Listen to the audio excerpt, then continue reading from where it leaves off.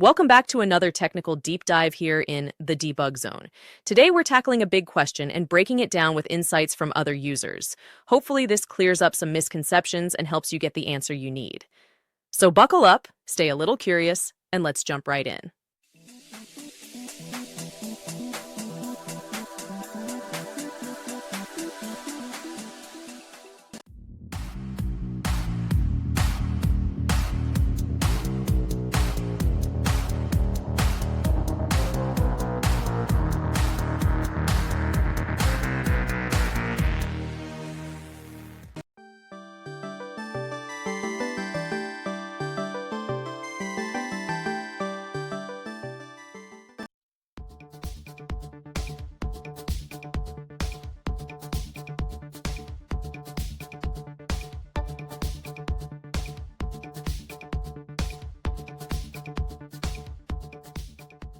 And that's a wrap.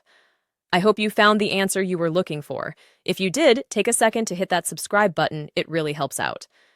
And let me know in the comments which solution worked best for you. See you next time in the debug zone.